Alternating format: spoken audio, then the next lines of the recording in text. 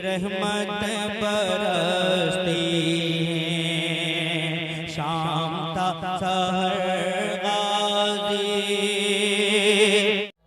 उलमाए ज़वील एहतराम, मशाइख सादात, हाज़रीन अहले सुन्नत व जमाअत, ख़ाहरान मिल्लत इस्लामी, अस्सलामु अलैकुम व रहमतुल्लाहि व बरकातुहू।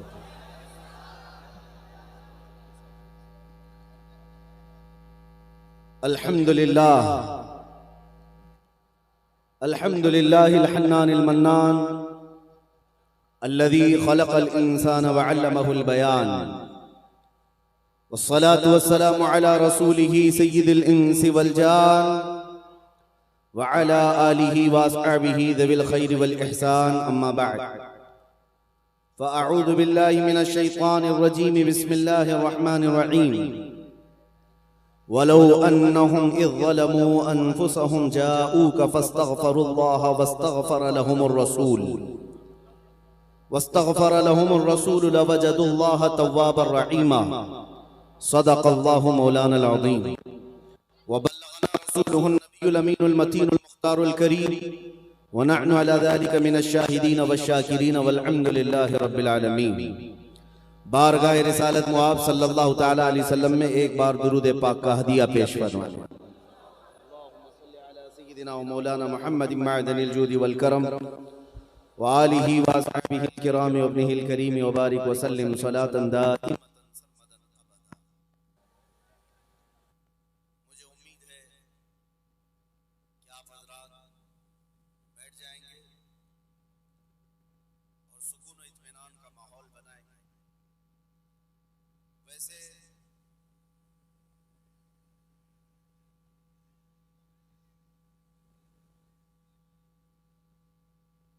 हर जलसे में हमारे लिए यही मसला है। एक साहब ने कहा, यूपी के ही अधिकारी हैं, हमारे जलसों के परमिशन के लिए बड़े मसले होते हैं। मैंने उनसे कहा, मैं ऐसी कौन सी डेंजर तकरीर करता हूँ? तो उन्होंने कहा, आधा तो तकरीर से खौफ लगता है, आधे से ज्यादा जो नारे लगते हैं उससे ज्यादा तकलीफ होती है।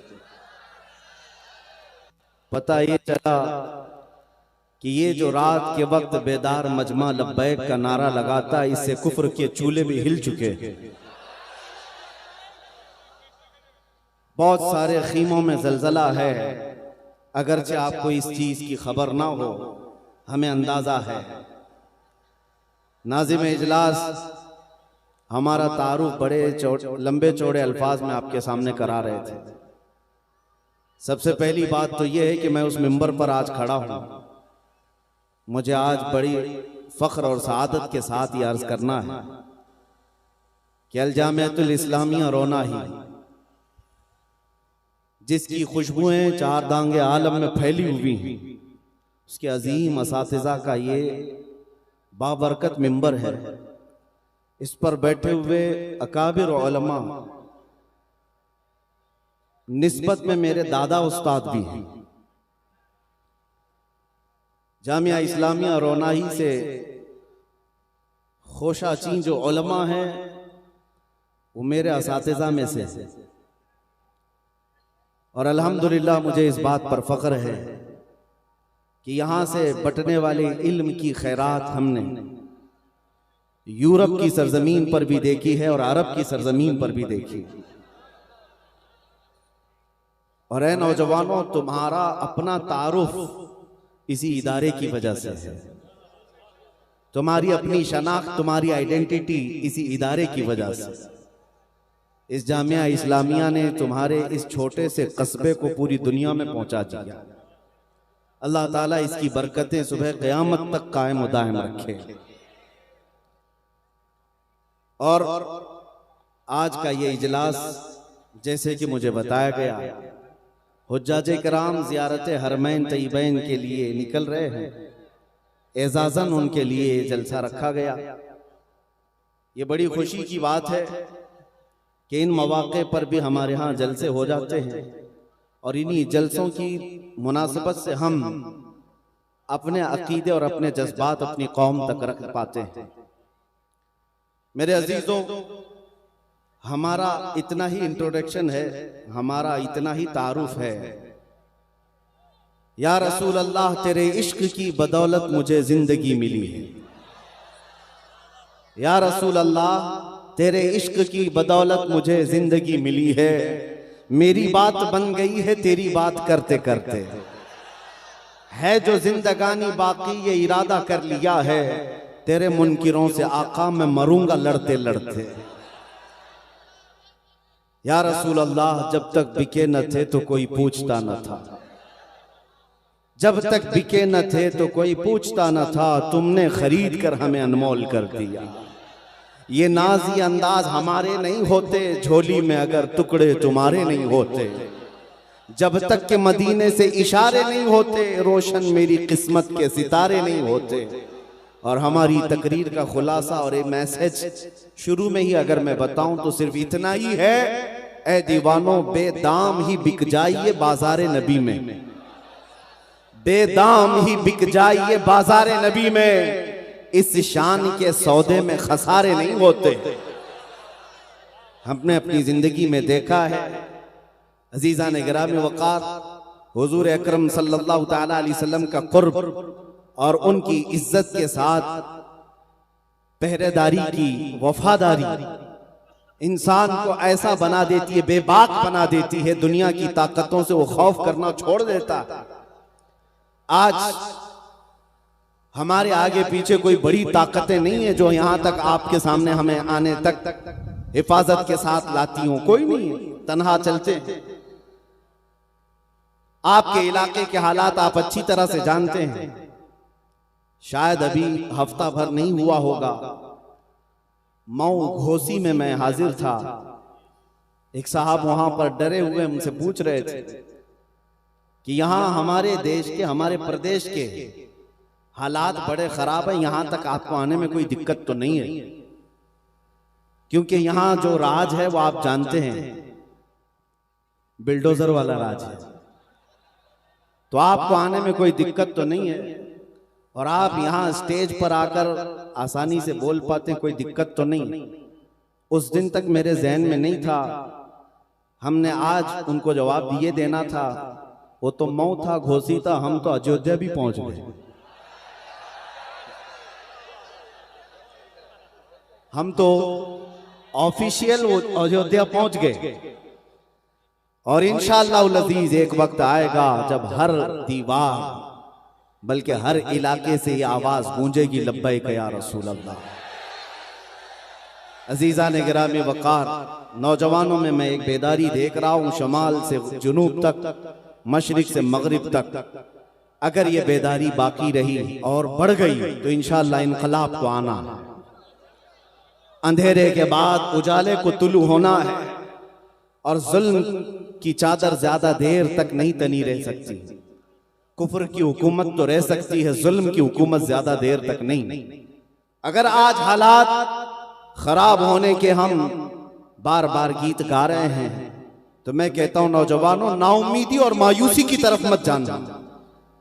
इस्लाम और मुसलमानों के लिए पिछले 1400 सालों से हालात कभी साजगार नहीं रहे हैं।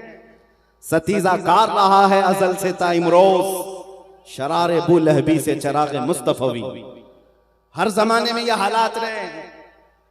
बाज हजरात को ये अगर महसूस होता हो कि हम माइनॉरिटी में हैं, इस देश में हम अकलियत में हैं और हमें बहुत संभल करके रहना है, तो मेरे अजीजों ये कोई नई बात नहीं। बदर में भी हम माइनॉरिटी में ही थे, बदर के मैदान में भी माइनॉरिटी में, उहद में भी देखें, खंदक में भी देखें, और जंगों के मैदान में सबसे बड़ी माइनॉरिटी अगर देखना हो, अकलियत, वो करबला का मैदान है। तो इस्लाम और मुसलमानों को इन तादाद के मामलात पर कभी शिकवा नहीं रहा। आज भी मुसलमानों को शिकवा ना हो। आज से 100 साल पहले बरेली की एक आवाज आती थी, इमाम अहले सुन्नत फाजिल बरेलवी की आवाज, जो उम्मत मुस्तफा के गयूर जवानों को जगाती हुई ये कहती थी, खौफ ना रख रजा जरा, तू तो है अब्दे मुस्तफा। खौफ ना रख रजा जरा, तू तो है अब्दे मुस्तफा। तेरे लिए अमान है, तेरे लिए अमान है। फख्र करने के लिए हमारे पास कोई सबसे बड़ी दौलत है तो वह इश्क मुस्तफ़ा की दौलत है। ऐ सुन्नियों, अगर तुम्हारे सीनों में आज भी ये निस्बत कायम है तो भूल जाओ कि क्या क्या चीजें कुफ्फार और मुशरिकीन और दुश्मनान इस्लाम ने हमसे लूटा है। भूल जाओ इन्होंने क्या क्या हमसे लूटा है। हमारे पास जो बाकी है वो सबसे बड़ी दौलत बाकी है। बस इस बात का ख्याल रखें, जिंदगी में कभी नामूसे रिसालत पर सौदा ना होने पाए। हुजूर पाक सल्लल्लाहु तआला अलैहि वसल्लम की इज्जत के मामले में आपको मैं बताऊं, एक सर्वे के मुताबिक, पूरे वर्ल्ड के सर्वे के मुताबिक, अपने नबी पाक सल्लल्लाहु तआला अलैहि वसल्लम के नाम के लिए सबसे ज्यादा हसास कोई कौम है वो मुसलमान है। और उसके अलावा दूसरा सर्वे ये है, पूरी दुनिया के मुसलमानों में सबसे ज्यादा सेंसिटिव, सबसे ज्यादा हसास अपने नबी के नाम पर कोई कौम है तो बर्रे सगीर हिंद और पाक के मुसलमान। अरबों को भी नहीं शुमार किया गया। अरब बड़ी तादाद में हैं, लेकिन सर्वे में एक आ गया है, सबसे ज्यादा हसास मुसलमान हिंदुस्तान और इसके आसपास रहते हैं। उसकी वजह मेरे अजीजों इन्हीं बुजुर्गाने दीन की सोहबत है, या उलमाए कामिलीन की सोहबत है। आज मुझे इस बात का फख्र है। मैं एक बात आपको बताऊं कि आपको पता है कि जब डॉक्टर किसी को बेहोश करता है, चाहे वो दवा दे करके या इंजेक्शन दे करके, सुन करता है, पहले बेहोश करता है, उसके बाद चीर फाड़ करता है, ऑपरेशन करता है। लेकिन बेहोश करने के बाद कैसे चेक करेगा कि ये बेहोश हुआ है कि नहीं? उसके लिए डॉक्टर लोग कभी चूंटी काट के देखते हैं, कभी कैंची से मार के देखते हैं, या हाथ पैर उसका हिला करके देखते हैं। अगर हरकत नहीं कर रहा है तो समझ लो कि बेहोश हो गया। उसके बाद चीर फाड़ किया जाता है। ये दस्तूर है ऑपरेशन थिएटर का। इसी दस्तूर पर दुनिया में भी अमल होता है। किसी कौम को खत्म करने के लिए नशा दिया जाता है, पहले बेहोश किया जाता है, और बरसों से उम्मते मुस्लिमा को नशा दिया जा रहा है। सिर्फ हेरोइन कोकेन का नशा नहीं है, अफीम चरस गांजे का नशा नहीं है, इंटरनेट भी एक नशा है जो हम सबको दिया गया है। इस पूरी उम्मत को इस नशा में मुब्तला करके रखा गया पिछले कई सालों से, और सालों से नशा में रख करके कौम मुस्लिम को देखा गया। सिर्फ मैं हिंदुस्तान की बात नहीं कर रहा हूं, पूरे दुनिया में। अब चेक करने का वक्त आया कि मुसलमान पूरे बेहोश हुए कि नहीं हुए। इनको चेक करने का तरीका यह था कि इनके नबी की शान में गुस्ताखी की जाए, इस्लाम, कुरान और अल्लाह की जात पर भौंका जाए। फिर देखते हैं इसमें कितने जिंदा हैं और कितने सोए हुए हैं। अब ये जो गुस्ताखियां हो रही हैं, ये चेक करने का टाइम है इनके। जगह जगह से ये मुसलमानों की बेदारी को नापना चाहते हैं। इन्होंने अरबों में भी देखा, यूरोप में भी करके देखा, जहां जहां हुजूर पाक सल्लल्लाहु अलैहि वसल्लम की शान में गुस्ताखियां कराई गई। फिर मंजर को देखा कि कितने जागे हैं, कितने सोए, बेदार कितने। मेरे अजीजों, अरबों में तो ऐसी नींद है कि उनमें से कोई उठने को तैयार नहीं। चाहे कुछ भी बोल दिया जाए इस्लाम के खिलाफ, रसूल पाक के खिलाफ, वो एक गहरी नींद सोए हुए हैं। लेकिन जब यहां से कोई कुत्ता भौंका हमारे मुल्क से, तो फिर मैंने देखा है हिंदुस्तान के शुमाल से जुनूब, मशरिक से मगरिब तक हर इलाके से मुसलमान बच्चा बोल पड़ा, लब्बैक या रसूल अल्लाह। ये इस बात की अलामत है कि नशा तो तुम्हें दिया गया और नशा हमें भी दिया गया है, लेकिन अभी हमारी कौम बेहोश नहीं हुई, अपने नबी के नाम पर अभी भी होश में है। और जब तक ये होश बाकी रहेगा, याद रखना तुम्हारा चीर फाड़ नहीं हो सकेगा, ऑपरेशन नहीं हो सकेगा। जब तक ये जिंदगी बाकी है, ऑपरेशन नहीं हो सकेगा। अजीज़ान गिरामी वक़ार, खास तौर पर मैं यूपी के मुसलमानों को ये बताना चाहता हूँ, खौफ और डर के साथ अगर जीने पर तुम्हें मजबूर किया जा रहा हो तो निकाल फेंको। हमारी तारीख है, पुरानी तारीख है। तुम्हारे लिए खौफ का माहौल रास नहीं आता, सेब नहीं देता। अगर कहीं मॉब लिंचिंग करके किसी का वीडियो वायरल किया जाए, किसी का घर तोड़ करके उसके बर्बादी को वायरल किया जाए और तुम्हारे दिलों में दहशत डाली जाए, तो निकाल फेंको इस खौफ को, डर के मारे अपनी टोपियां छुपाना, डर के मारे अपनी दाढ़ियां छिला देना, डर के मारे अपनी मस्जिदों के दरवाजे बंद करना, ये हरकतें मत करो, बल्कि फिर सीना सिपर होकर मैदान में उतर आओ और दुश्मनान इस्लाम को ये जवाब दे करके सुनाओ कि ये जो तुम छोटे मोटे हरकतें करके हमारे दिलों में दहशत डालना चाहते हो, ये हमारी पुरानी तारीख है।